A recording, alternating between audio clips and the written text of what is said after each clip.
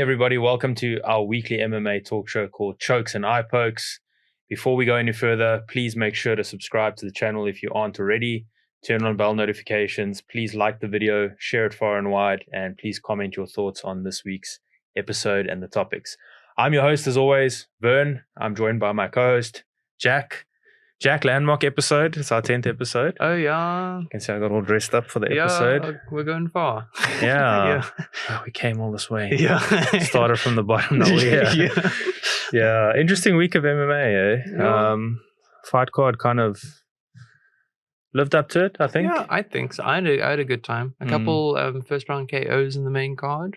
Like a lot of surprises, but at the same time, like looking back, I'm thinking of the Molly McCann fight. Yeah. Yeah, like made sense. Yeah, it's a good card all around. Yeah, the Craig one also surprised me a little bit. I didn't expect him to finish in that way. I mean, I guess I expected him to finish on the ground, but he was such a more of like a jiu-jitsu player type that that was a little bit intriguing. But good card overall, I feel. Should we get into the results straight away? Yeah. So the first one, Daniel Marcus and Davey Grant. We actually didn't preview this one. It wasn't on the main card. A late edition, but split decision. I don't know if you managed to catch that one. Yeah. I didn't really. I also didn't really catch it. But judges' scorecards 28-29, 29-28, 28-28. Yeah. I'm not going to comment split decision. Yeah. I'm not going to comment because the way the judging's been going lately. But having not watched the fight, I can't really comment on that. So, yeah. Then we've got Lerone Murphy beat Josh Culibao. We actually both went for Josh, but this was quite a one-sided win for Lerone, 30-26, 30-26, and 30-27. Well deserved. He definitely controlled the fight. Yeah. I didn't see that going the way it did. Yeah, I mean, look, he's undefeated, and you could maybe make a case that, before the fight for either of them winning. Yeah. Because, Josh had only lost the one fight, but yeah, I mean, it's utter domination, eh? Yeah, I think that he's similar rise to Poirier. I mean, we could see it. I mean, he's got a lot of momentum now. Yeah, he's called for a top 10, top 15 fighter next. I think he definitely deserves a top 10 next. I mean, he looked incredible. So, and they've the resume in the UFC so far. Especially at featherweight, man. I mean, it's without, we don't know what's going to happen with Volkanovski. Yeah. And then you've got Topuria and Yair. But then, after that, they kind of cleaned out sort of the division besides maybe Ige. Yes. Yeah. So maybe that's a good fight next. I know we said Max and Ige, but I think maybe if Max and Ige happens and we can, give Lerone someone else in the top 10. Yeah. Because Max still booked with Zombie. So if we want to make it if they want to make it. If they want to make it sooner rather than later. I'm just thinking of Max going past Korean Zombie, so maybe I'm already, prematurely calling that one. But yeah, man, he looked fantastic. Then for us, Ziam beat Jai Herbert, decision, unanimous. So it's 29-28, 29-28, and 30-27 again, man. What are these judges looking at, dude? How do you have two judges giving it 2-1 and then another one giving it 3-0? Yeah, I mean the third round, I don't know, it doesn't make too much sense. I would have scored it 29-28. It was more competitive than a 30-27.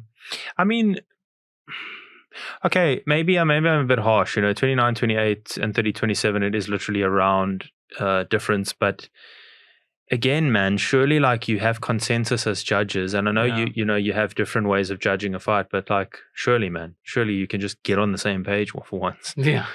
No, I mean, yeah. Name of the game. But still, Ziam looked impressive as well. What do you think is going to be next for Ziam? I don't know. What was this? What was the name is? Herbert. I don't know what their rankings are. I think it was 9 and 14. Okay, then that's really impressive for that ranking. I don't know. Maybe definitely someone in the top 10. I think from that performance, he did deserve it. I mean, it was competitive. But I think that's as good as you can get at that level. Yeah, look at 29-28 can on paper is competitive. Even a 30-27 could be fairly competitive because if it's very close, you scored for the one and all 3 rounds, just the one edging the other one. So yeah, fair enough. Okay, Paul Craig making his middleweight debut looked super impressive against Muniz. Even though the first round it was a bit tough for him, eh? Yeah. And was it split decision or unanimous? No, dude, TKO, elbows. No, sorry, I'm thinking of Nate Wood. Sorry. Yeah, you think of Nathan sorry. Wood. Yeah, that's next. Yeah, that was Yeah. unanimous. It was 29-28 across the board. Yeah. Yeah. Paul Craig. Okay, yes. Yeah, Paul Craig with elbows. Yes. Vicious elbows. Yeah. You called this one. I thought Muniz was going to win it. Mm-hmm. As I said, Craig's was always a bit of a guard puller, but I guess that's light heavyweight. Mm-hmm. And maybe newfound confidence at middleweight too. More power. Yeah. Said the weight cut went fine. Yeah, he did look big. He looked big. And shredded. Yeah. Yeah. So beating Muniz, I think Muniz was also top 15. Beating him. Now Muniz, actually, yeah. So I actually got some notes here, just so that I wouldn't forget. But yeah, Muniz lost his last two by stoppage. Mm-hmm. Which we knew, but then I was trying to go back and see how many fights he'd won before. There was 5 in a row he won before that. Now I guess the step up in competition's a little bit, maybe a little bit too much, So there was that headbutt as well. It was a little bit of a hectic moment. Yeah, shame. I didn't know if they're going to continue the fight because you never know in those moments as well. Do you think it was blatant or not? I don't think it was blatant. I don't think that was on purpose. Yeah. What do you think? It's hard to say, man.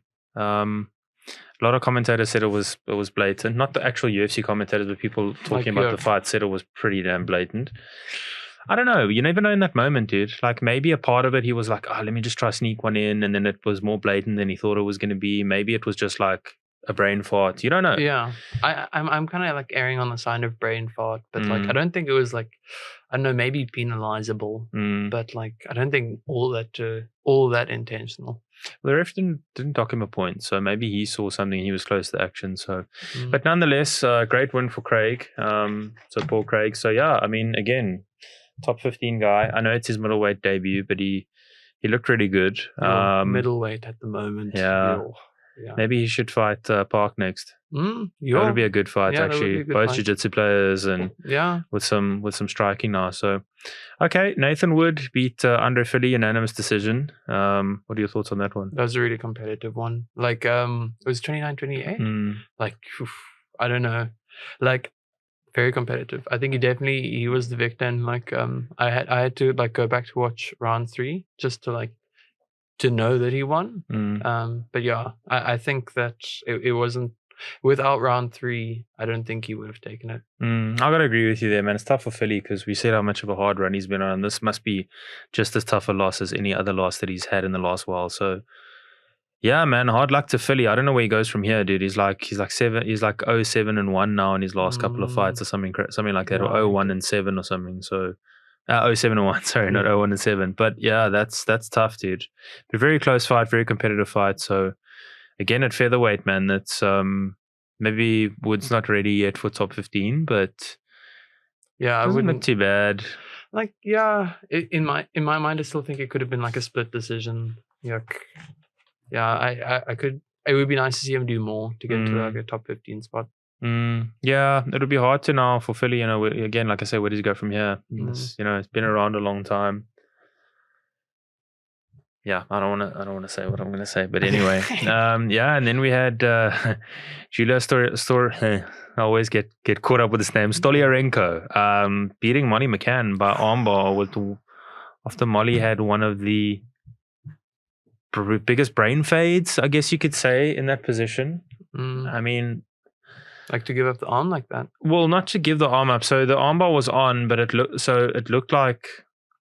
Again, when I watched it, I haven't gone back and looked in a whole lot of detail, but my initial thoughts was like she spun to exactly the wrong way you want to. Yeah. She spun into it. She looked like, usually when you're in an armbar, if it's already on, you get hitchhiker escape. You basically spin to one side. It's hard to go like you hitchhike. Yeah. And there's always a position where there's a move called an omoplata. So basically, a lot of times you're in someone's guard, and if I'm facing you like this, and your legs, I'm in your guard, and you have my arm, you isolate one arm, and you swing your leg around this arm, across the face, and you sit up, and you basically kimura me with your legs. And to get out of that, sometimes you've got to spin over your head, but then you're susceptible to the armbar because that's what people switch it to. But here, when you're in an armbar position, you don't want to be, go for the camera, you don't want to be here with the person's head that way and their legs over. So where she was with the belly down armbar. You don't want to go circle back to this side. She could have, from my initial like what I saw, she should have circled the other way, and then she would have basically almost ended up in like a cradle type position. But she did the opposite and just jumped straight into it. Yeah, I'm not a jiu-jitsu guy, but that makes a lot of sense. It did. That's what it looked like as well. Where it was just, I don't know, she couldn't match her. Yeah. Even up to that point. I mean, like we thought it was going to be a bit of a mismatch, but there's a bit of an error on our part because I mean, Molly's looked good in some fights, but not only did she look bad in this fight, but Julija looked good. I mean, she really put it on her. Yeah. So I mean, Julija. Sorry, But also stylistically, I like thinking back. I think that Molly didn't actually ever stand a chance. Yeah, looking back on it, well, it's hindsight's 20/20, but. Yeah, I'm trying to think what her key to victory would have been in this, because she would have had to clip her. But I mean, even size-wise, they looked, when you saw them like squaring off in the octagon, there was a big size difference. Yeah. So anyways, Julija won that one. It was a minute 55. It was pretty quick. Not as quick as the main event, which was Tom Aspinall beating Tybura. We both obviously called this one. A minute 13. He just set it up with a body kick and found his opening and just swarmed. Yeah. Swarmed. That was really impressive. Yeah, really impressive. It's great to see like another, I don't know, like heavyweight. It doesn't feel like that deep a division. So it's just really cool to see some like new talent or like some hope, because like what Stipe and Jones, how old are they now? Yeah, Jones isn't too old. Stipe is probably on his last fight if he loses. I mean, even if he wins, he could probably retire having beaten the best ever. Yeah. Then you've got Sergey. Blachowicz, he's young. Yeah, he's young. You've got Cyril's still up there, but he's also up there in age. But Cyril's like very hit and miss. And then you've got Spivak, and I'm leaving somebody out, but you've probably got about six guys. I mean, I know Curtis Blades is there, but I'm not too sold on him anymore. Really as a title contender. Yeah. But he did. Yeah, Aspinall did call out John Jones after this fight. Yeah. Well, he said he wanted to beat the winner of, was it Spivak? Spivak gone. Yeah. I mean, like, I would actually really like to see him versus, what's the number one contender's name again? Pavlovich. Yeah, that's a fun fight, dude. Yeah, I think Pavlovich. Actually, I don't know. Pavlovich has the reach and the size, the speeds. Aspinall. Yeah. It's interesting, man. We don't know yet, because Aspinall. I mean, he had that Blades was his first test, and then he got the injury. Yeah. And now he's super athletic. Yeah. He's so good. I'd like to see him, if it's not Pavlovich, or if it's not Jones, then Pavlovich. Yeah. I actually wouldn't mind him going straight to Jones. Yeah. To be honest with you. Yeah. Okay, interesting. I mean, if Jones he was 5th ranked. So, and now it's got I mean, I don't think his ranking is going to change much, but he just dispatched this guy, Tybura. Yeah. So, I don't know, him versus Pavlovich as well. Like, I think that's going to be, I don't know if those guys are going to walk away the same. Well, I think it's going to be a firefight. I was thinking that exact same thing. I don't think you make that fight. I think you make the one fight Jones, you make the other one fight. So you make maybe Pavlovich fight whoever else. Yeah. And then you make, Aspinall fight Jones, or Pavlovich Jones, and then the next one gets the next title shot. Because if those two fight each other, one of them or both of them is not going to be the same. You're right. Yeah. So overall, what are you saying for this card? I mean, what are you rating it out of 10? I'm going to say 8. I'm going to be generous. I think that it was a good card. Yeah. I'm going to give it a 6.5. I'm always a bit critical. Yeah. It's just that, dude, it's our 10th episode. When we get to like episode 100, I don't want to look back. Yeah. And we have a banger of a card that I'm like, it's not a 10, but it's also not a 9, but it's an 8. And I'm like, but I gave this an 8. So yeah. More importantly, you've just done 2 weeks in a row. So you've got the belt. The belt is yours. So I don't know if you want to pick it up or not, or do you want to wait? I'm too scared from the last episode. All right, okay. The last episode of it. Okay. So congratulations. It's an outright win. I wasn't sure if it was a draw or an outright win, but it's an outright win. So congrats. So second week in a row. See how long it will last. Yeah. Long live the king. Yeah. Okay. maybe. We'll get to the picks in for 291. Yeah. So, in honor of the fast or super fast knockout that Aspinall had in his main event at UFC London, we thought we would do our top 5 fast knockouts. So, this is our weekly top 5.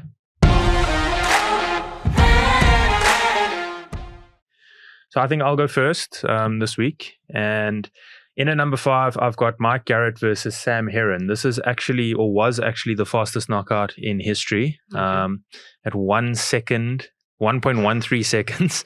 If you haven't watched the fight, basically, Garrett just literally knocks him out. It's so quick, but it's only in at number 5 because Garrett looks weight classes bigger than Heron. He might have actually been in a higher weight class than him. And he had the most sus dance moves afterwards. So I've got to put that in only at number 5. In at number 4, I've gone for Todd Duffy versus Tim Hague. So this is 6 seconds. Todd Duffy was earmarked to kind of be the next big thing in MMA. He looked like Brock Lesnar, and he was in some movies, like he was in Never Back Down too. And I think it was his UFC debut, and him and Tim Hague sort of squared up, and there was an exchange, and all of a sudden Tim Hague just fell back and he was knocked out. So that one was quite an entertaining one. In at number 3, I've gone for Jimmo versus Perosh, which is 7 seconds. Vicious knockout. We've obviously got the clip up here to show you guys, but I think that pretty much says it all. In at number 2, this was a tough one because there's 2 really good quick knockouts or finishes here. But I've gone for McGregor versus Aldo, the 13 seconds. McGregor planned that. There's the video clip of him backstage doing the move, and some people say it's lucky or whatever it is. No, in that moment with all that pressure, beating a champion that hadn't been beaten in like 10 years, the quick rise of McGregor, killing any hate, any doubt, anything in 13 seconds. That's in at number 2. In at number 1, I've gone for Jorge Masvidal and Ben Askren. I think Jorge Masvidal is probably... he's probably had some good nights in his life, but that must be the number 1 night of his life. That guy looked like he absolutely hated Ben Askren. And to know that he's going to shoot, because he says he puts his head in crotches, to know that he's going to shoot and just whack him with the most solid knee and have him out stiff as a board. For Askren, obviously probably the worst night of his life, coinciding with Masvidal's best night of his life ever. That feeling he had must have been something special. So that's my top 5. Jack, what have you got for your top 5? I really like your list. But in at number 5, I have McGregor also made my list. So in at number 5, I have McGregor versus Cerrone. That was just like, I don't know. He had the big layoff after, I think it was Poirier. No, it was after the boxing match. No. And then Khabib. Yes. First win in a long time, and it was great to see like him come back that strong. And the way he finished it with the shoulders, I've never seen that before. Very impressive. In at number 4, I have Tyron Woodley versus Jay Heron. What a champion at the time. Well, he wasn't a champion at the time, but like what a like vicious prospect at welterweight. Like definitely deserved it. Very impressive performances. And then I have Anthony Johnson versus Glover Teixeira. Also like two like, I don't know how to say that. Legends, future Hall of Famers. Yeah, absolutely. And like that was just so quick, and like I don't think anyone anticipated it. It was just a firefight. I think that if it carried on at that momentum, like who's to say it was just swinging in the pocket. And then for number 2, I have Ronda Rousey versus Alexis Davis. Vicious. Like just she gets hold of Alexis around the neck and like literally lifts her up, throws her to the ground, and just like in Sumigashi. Yeah, and then and like over in, I think it was like less than 20 seconds. And then for number 1, I actually have Tom Aspinall versus Curtis Blades. Not because it was a good knockout. I don't think it's a TKO technically, but because like full circle now, Tom Aspinall's back in the picture and he recovered from that injury. But yeah, it was just a very tragic thing to have happened. And it's really cool to see someone like come back from an injury that everyone thought like, nah, he's out. 1 year later, actually, I think it is almost. Yeah, just a little bit more, I think. Yeah, and it's just very, very cool story. I think he is going to go far. No, that's an awesome list, man. I think the significance of number one, because like you say, it came full circle, but also with McGregor, that was the first time that anyone had 3 knockouts or had a knockout in 3 weight divisions, I believe. Yeah. So there's also that. So yeah, very, very cool list. I think I like both of our lists. So that was our weekly top 5, the top 5 quickest, or our top 5 quickest finishes.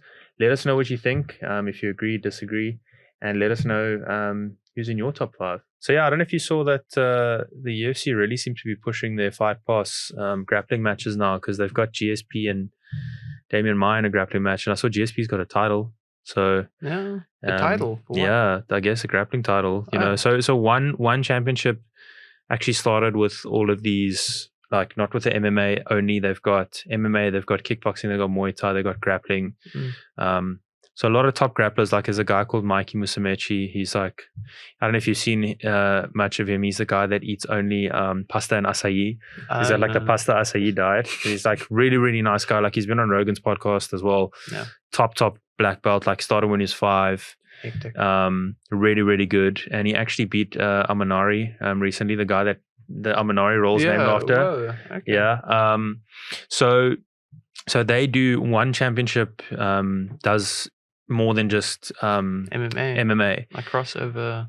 All combat sports. Yeah, nice. Because Chatri's a big fan of all combat sports. I think he's actually done a couple more than just jiu-jitsu. And I was chatting actually to Don Madge about it on when he was on the podcast, and he was saying like a lot of the people in Thailand now, instead of going and fighting at the stadiums, they're seeing one championship as the like big place to go make money. Because they like when you do Muay Thai, from a young age you fight like almost every day. Yeah. And you're like the man of the family, like you're the breadwinner, even at a young age. So I see the UFC's obviously seen the success of that.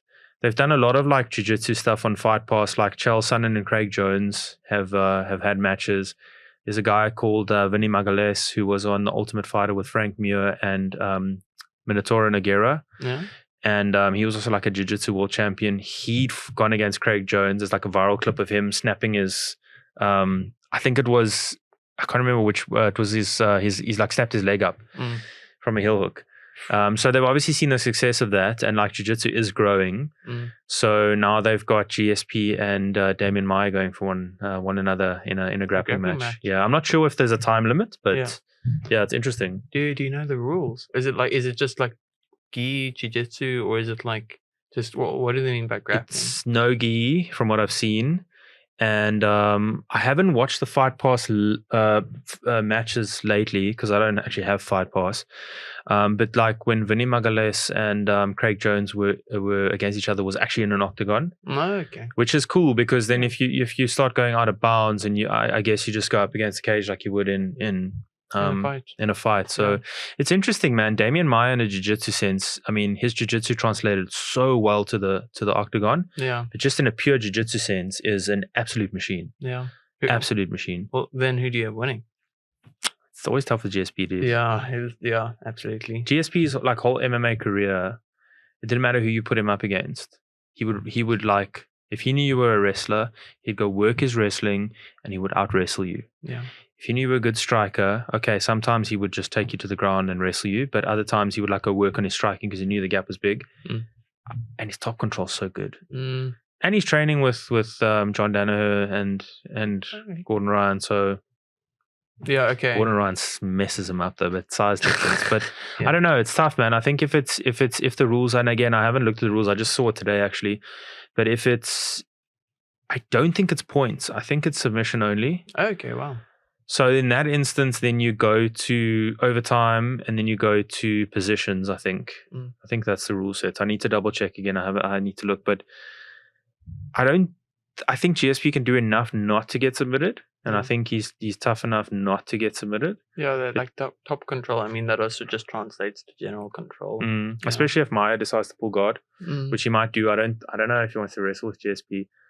Maia's been more active lately, but GSP has been training, so it's going to be interesting, man. It's going to be very interesting. Actually, I'll reserve comment. I want to actually go look at the rules again properly, but it's a very interesting fight. I mean, well, match, it's not a fight. Yeah. But I also really like the idea of like having like almost like, I don't know what you call it, like prelims or of like mixed sport. Yeah, I enjoy it because everybody who watches MMA, most people who watch MMA either watch like a boxing, a kickboxing, or another martial art. Yeah, I think it's really good. I think one really revolutionized the way people look at it, and now the UFC's followed suit. Yeah.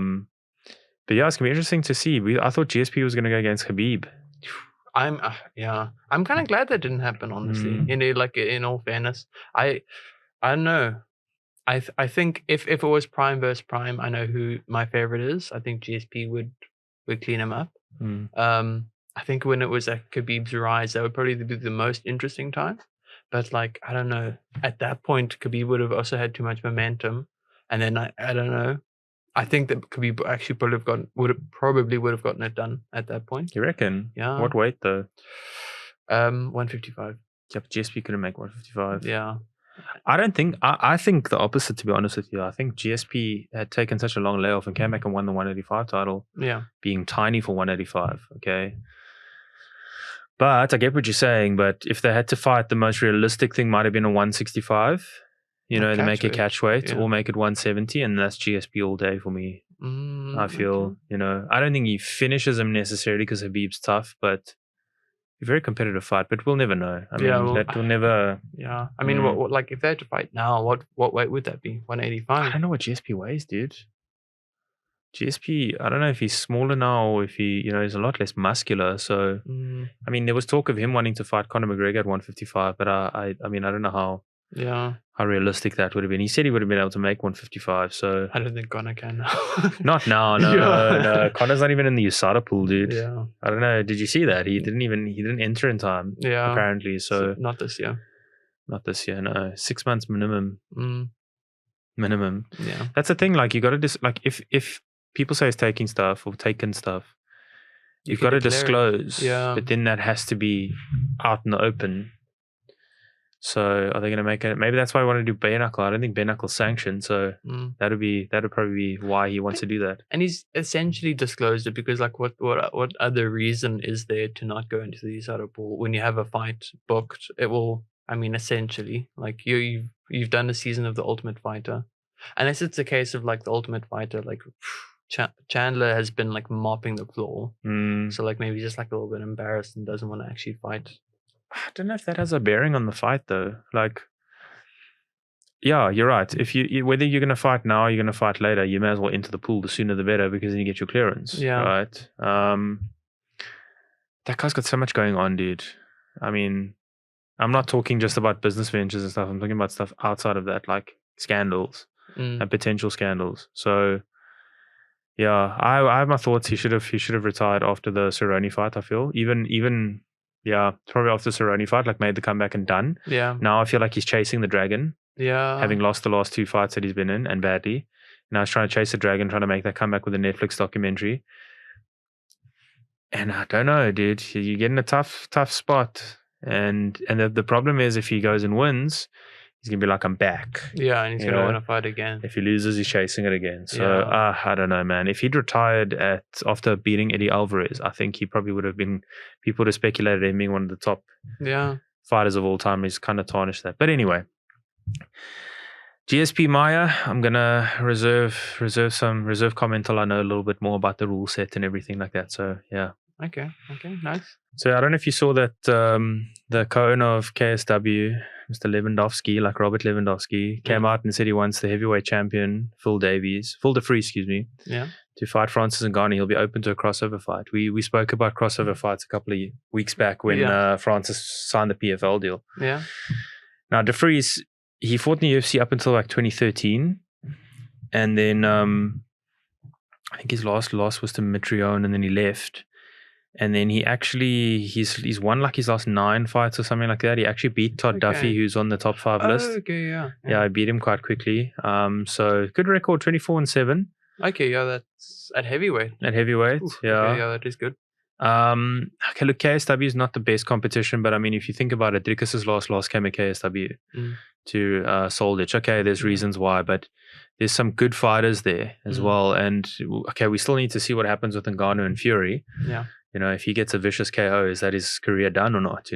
But it's interesting. It brings up the question again about cross-promotional fighting, and it's almost like let's be honest, the UFC is the biggest organization. Yeah. And then it's probably one, and then PFL. But like all of these, the not number one, I don't want to say smaller, but the not number one organizations maybe banding together to offer something.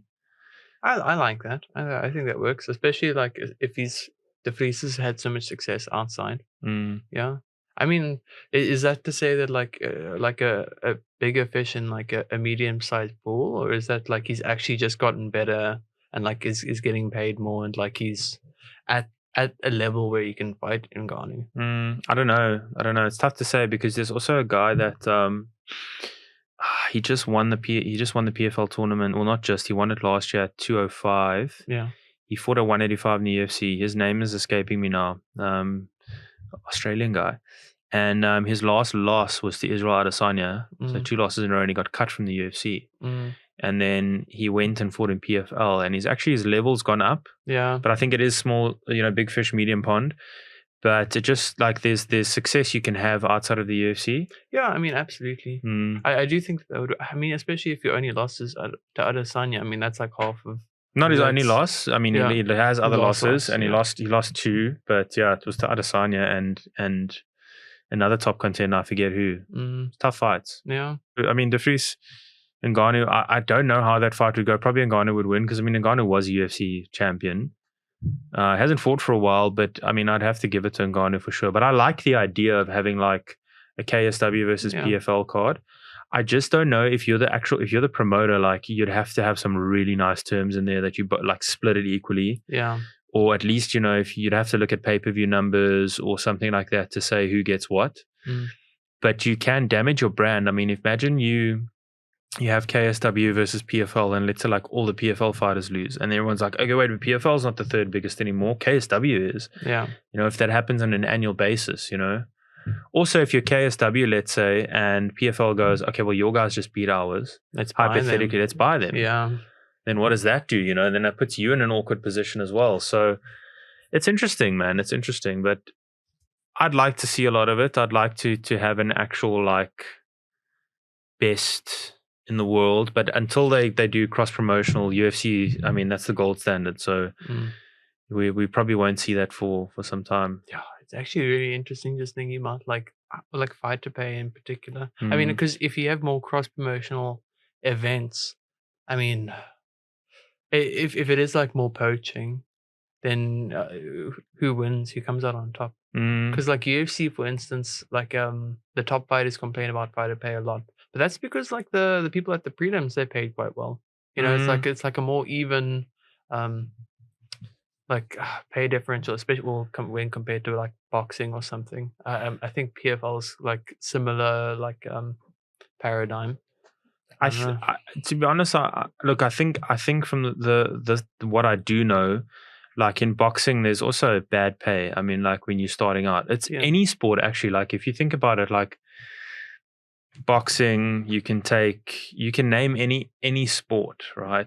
Besides maybe like your football and those sports, but even then, some people in the Premier League are getting paid like £300 a week. Yeah, and or like £500 a week, and they're starting like 20 games in the Premier League. Yeah, so they could also complain about fighter pay. But I think the thing is, just on fighter pay in particular, I think it's all relative. Like if you said to me as a South African, if I was going to get $350,000 for one fight, I wouldn't be complaining. Yeah.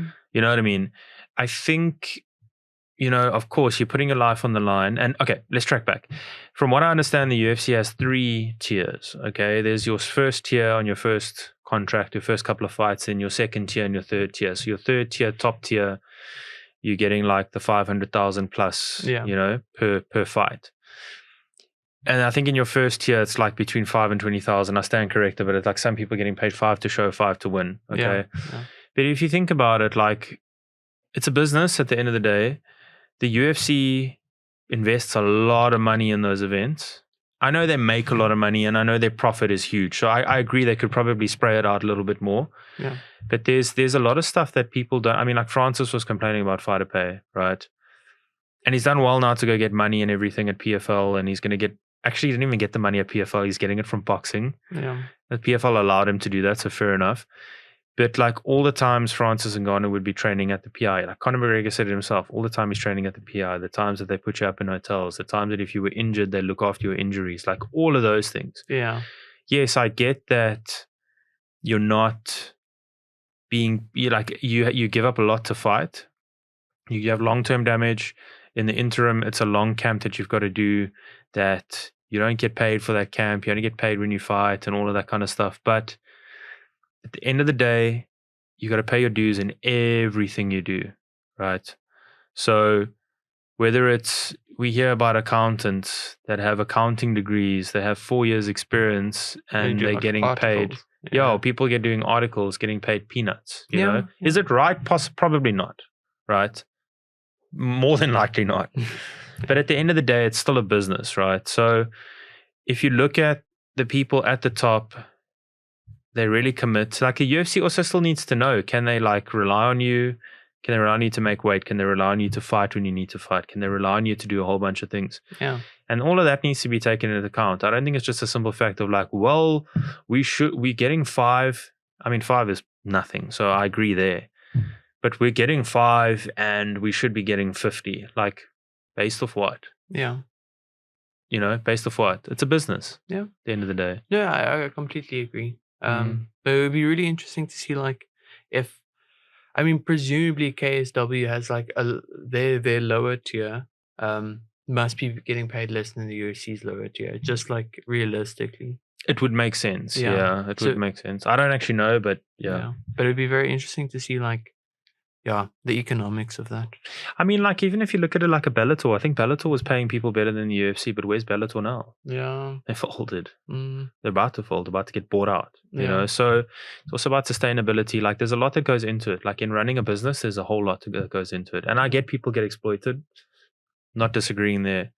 But again, you know, if that's the case, you got to look at it in another way. Like, if you're a fighter and you know fighting's not going to pay the bills, initially at least, start a YouTube channel, start a business, start like some other stuff. You know what I mean? Like, you cannot just rely on fighting.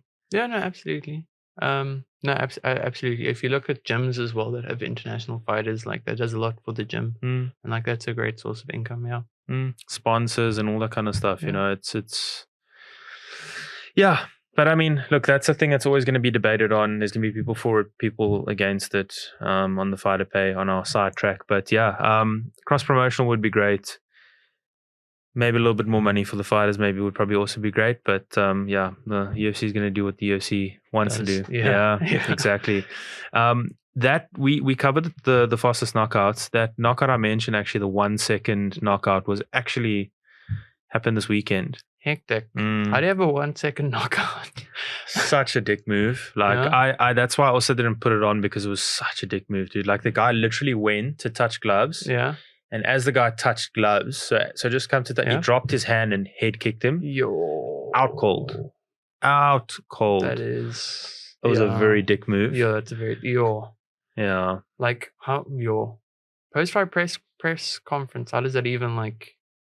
How does the organization keep? I don't know. I don't think they care. I think they got the clicks. I mean, it's all over the place. I think the crowd probably is a bunch of like drunks that just like want to see a knockout like as quick as possible. So that probably, for that organization, probably was like target market. We got him, you know. Yeah. That was like their Duplessis and Adesanya moment, you know. Okay, yeah, dude, or their Khabib Conor moment, you know. Why don't you drink? Yeah. So, I mean, yeah, still, dude, but 1 second, bro. Like, I still feel like even that one in the 1.13 or the 113 second, it's not the true time. Yeah, it doesn't feel like a real fight then. No, but I mean, like, it's not actually a second. You know what I mean? Like, the motion to walk to the guy, head kick him, and then for him to hit the ground, the ref to wave, no, that's not a second. Like, that's a couple of seconds. But I think realistically, 3 seconds is probably the quickest that you can have for a knockout, I feel. But like, you like run into someone's knee or something. Yeah, exactly. So, okay, well, yeah, that organization, I guess they're going to have to live with it. But in any event, I think it's time that we have our preview of UFC 291. The exciting card. Well, a little bit less exciting now because Costa's not on that. I mean, Costa. Yeah, we said on Wednesday, released the video actually yesterday. Sorry. Yeah. We released the video yesterday giving our thoughts on Costa Chimaev. So yeah, the link will be in the description as well. But be that as it may, still a very interesting card. Got it here. Okay, so Derek Lewis is actually fighting on the undercard. Yeah. He's not in the main card. I just thought I'd note that. That's a little bit of a bummer. But anyway, we've got Chiesa versus Kevin Holland. That's the first fight. Yeah. Interesting fight at welterweight. What are you saying for this one? I have Chiesa. Chiesa. Yeah, I think that I don't know. I think he can take the fight anywhere. I think that he's more well-rounded than Holland, and if he gets him to the ground, I can't unsee what Hamzat. Yeah, what he did to Holland. Yeah, I don't know. I think that if he puts pressure on him, and especially on the ground, he'll take it. And you? I'll go for Holland. Okay, so track back a second. I agree with you that what you're saying with Michael Chiesa, but again, I'm going to just see him as a lightweight. Yeah. I'm going to go with Kevin Holland on this one. I think he gets it done. And size advantage as well. Size advantage. I can't unsee the Hamzat Chimaev ragdolling like you, but that was at a 9-pound disadvantage. Yes, okay. And realistically, we actually don't even know what the weight disadvantage was after they had rehydrated. It could have been more. Yeah. Especially with Hamzat being so big. Yeah. So I think Holland, he'll have a good chance of getting it done. Yeah. You know, Chiesa's durable, so possibly a decision. But maybe he can finish him on the ground. I mean, he is good at jiu-jitsu, Holland. So, and he's decent enough at the scrapping bit of it. So, but again, it's a coin flip, eh? I don't know. You make a good point now.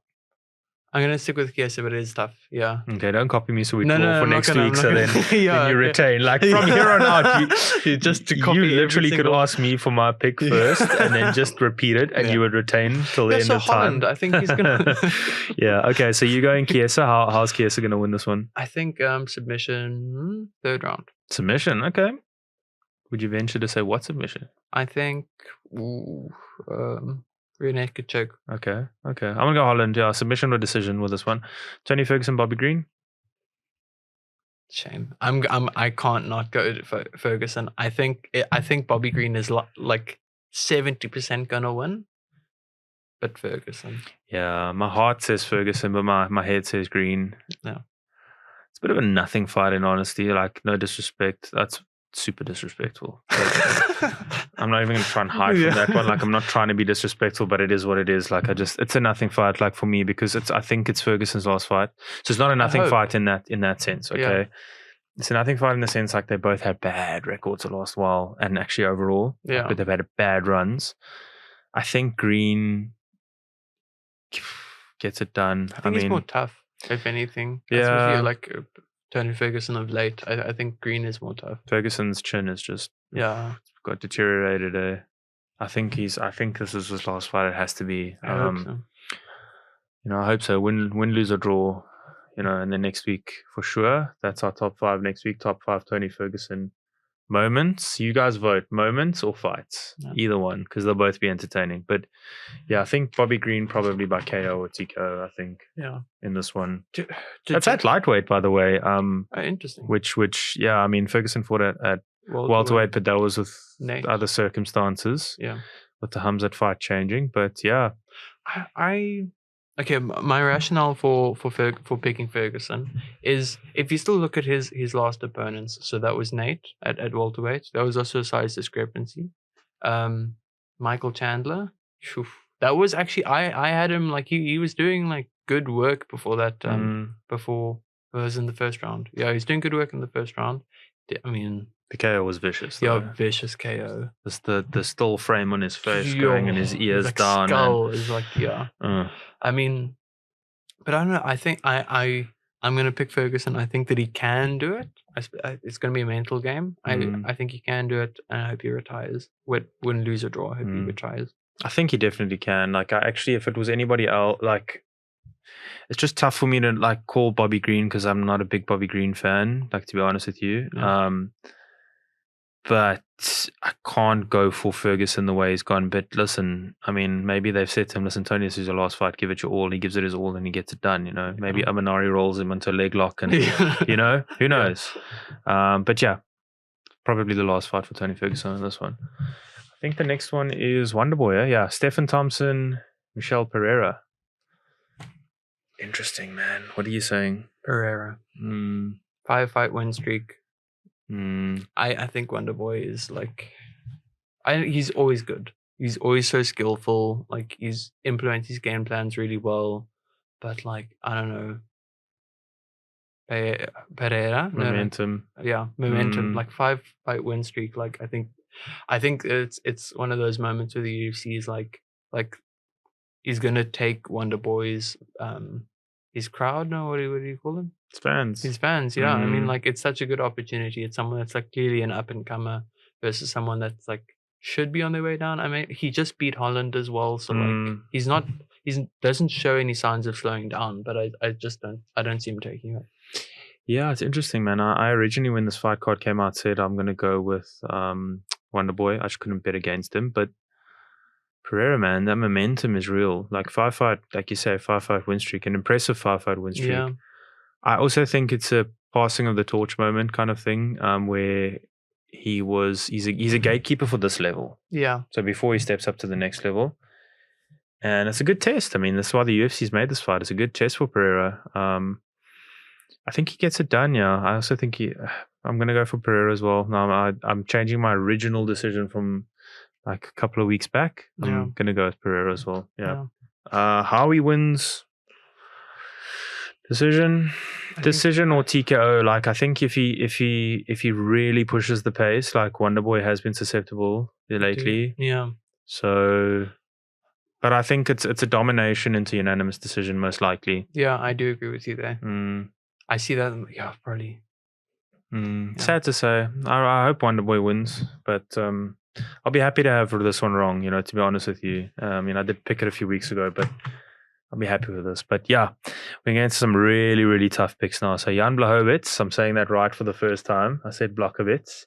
I released, the video I released on Monday about the whole title picture, the light heavyweight situation, and why this is not a title fight.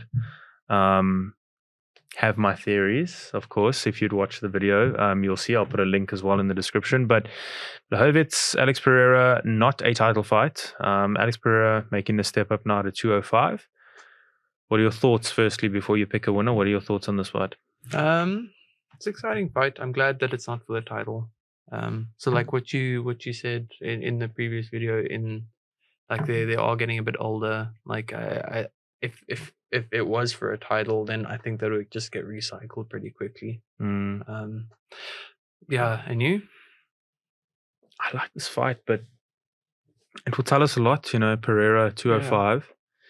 I think the best thing that could have ever happened to Pereira is fighting Adesanya in glory, because now he's just getting like chance after chance after chance, and deserve it. I mean, like, it's not, but to get that initial chance, it's gonna be interesting to see what happens at 205 with him, because he was ginormous for 185. Yeah. I think he will carry the weight well. I think everything will translate up well to 205. But I think Jan is too well rounded. I think Jan's good enough to stand with him as long as he needs to. Yeah. I think Jan can take the shots. Yeah. I think Jan can give shots back. But I think most importantly, I think Jan can clinch well with him, and he's better at the clinching, and he can take it to the ground. He's better on the ground. Yeah. So, yeah, those are my thoughts. For that reason, I'm going for Jan. I agree. I think that another thing is the experience level, because like Pereira's had 9 fights in total. Like Jan, I think, has lost 9 in total, or like I think he's like 28. 24-9 or something like that, or 28-9. Like that's a crazy differential. Like, I know Pereira definitely has like a lot of experience, like with Glory in particular. But I don't know. I just, his MMA career was fast tracked already just because of Glory and Adesanya. Oh, and his age. Yeah, and I don't know. I have Jan. Just because I think he has more experience. I think he's more well-rounded. I think that he can. I think he honestly will be bigger. I think you can finish him, to be honest with you, on the ground. Mm.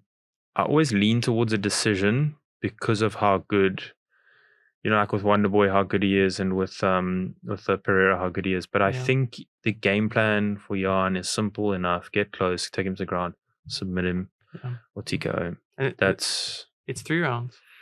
No, it's actually 5.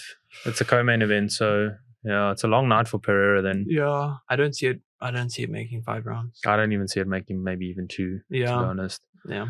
The way that people are finishing people now and knowing they've got to go after it, I think 2 rounds, probably maybe 3. Yeah. Pereira is tough enough. I mean, they're Pereira, both durable, actually. I mean, yeah. Pereira was sucking in some big ones when he was against Izzy in that first fight, so maybe that's because the weight cut, but remains to be seen. But I think Jan, definitely for me. Yeah, sub or TKO. Yeah. But it's also so tough because, like, I don't know. If Pereira does catch him, like if Pereira catches anyone, like I don't know, that Strickland fight, like I don't know, comes out of nowhere because he keeps his hands so low, you can't see it coming. So it's like, I know, like no one has a fighting style like that in lightweight or also in light heavyweight or middleweight. So it just takes one. He's a very good striker, good striker. So you're saying Jan by? TKO, second round. Yeah. Just a side note on 205 to add to the video released on Monday. I don't know if you saw Khamzat Chimaev said he wants to go. He's been talking long about doing 170, 185 and 205. Yeah. Did you see his comments about going up to, he wanted to be an alternate for the interim title when it was Teixeira and Yuri, or for the title when Teixeira and Yuri. I didn't see that. No, sorry, Jamal, and I think it was Jamal and Teixeira when they wanted to have that title fight. He wanted to be an alternate. They said no. 170 pounder wanting to fight at 205. That's so interesting. But maybe that we can do as another topic. The main event, Justin Gaethje. I have Gaethje. You got Gaethje. Who do you have? Poirier. It's such a tough one again. Like it's such a coin flip. Like I think if Gaethje has the ability to hurt Poirier, clip him, hurt him, finish him, knock him out cold, not just TKO him, knock him out cold. Poirier's just so damn smart, dude.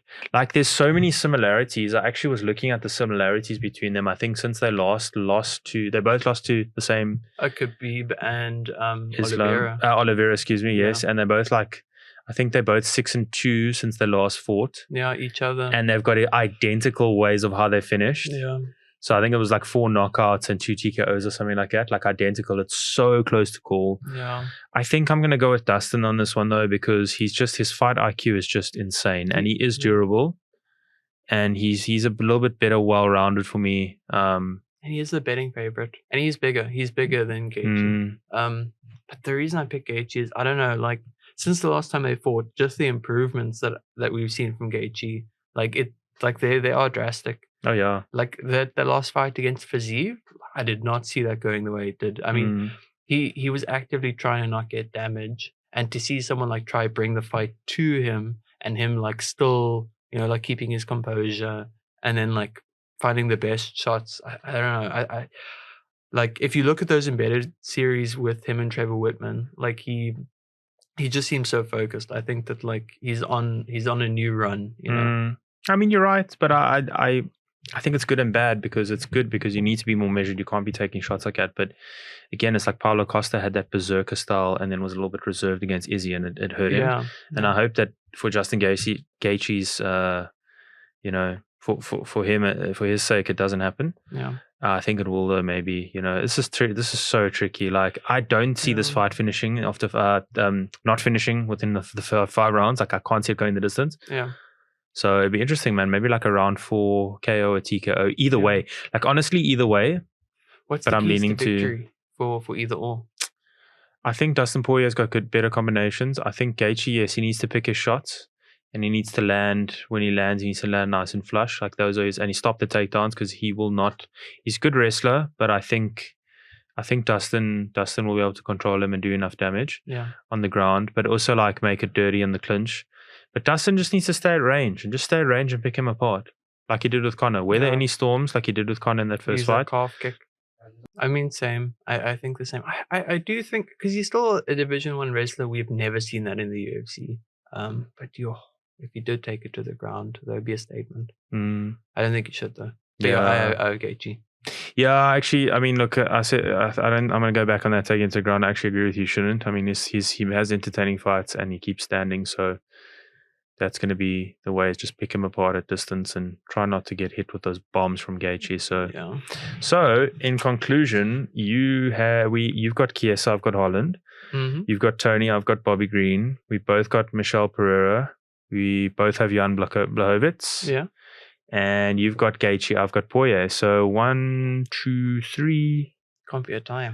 3 different results. 2 are the same. So can't be a tie unless there's a draw. Yeah. So there's going to be there should be an outright winner unless they, well, even if they add to the card, they won't, Yeah. There'll still be an outright winner. And I hope you guys enjoyed this week's show. I hope you tune in for next week's show. And let's see who takes that belt home. Please don't forget to subscribe, not only on YouTube, but on Spotify. Please like the video, share it far and wide. And we'll see you in the next one. Cheers, guys.